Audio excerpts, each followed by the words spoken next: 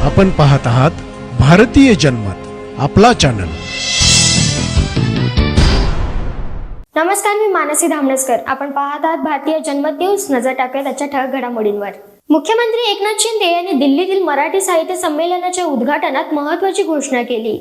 नेहरू विद्यापीठात कुसुमाग्रज यांच्या नावाने मराठी भाषेचे अध्ययन सुरू होईल, तसेच महाराष्ट्र साहित्य परिषदेच्या ऐतिहासिक वास्तूंचे जतन करण्यात येईल, असंही त्यांनी सांगितलं।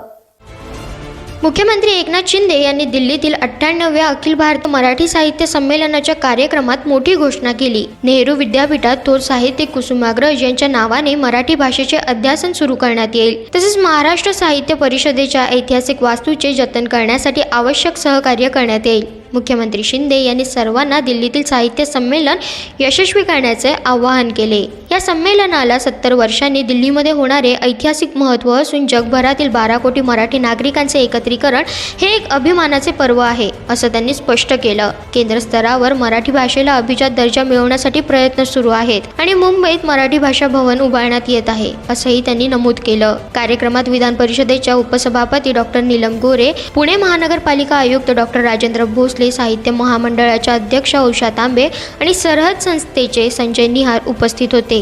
साहित्यिकांचे समाजातील योगदान महत्त्वाचे असून संमेलनाच्या माध्यमातून मराठी भाषेचे मोठेपण जागतिक स्तरावर पोहोचवण्याची गरज आहे, असंही त्यांनी स्पष्ट केलं।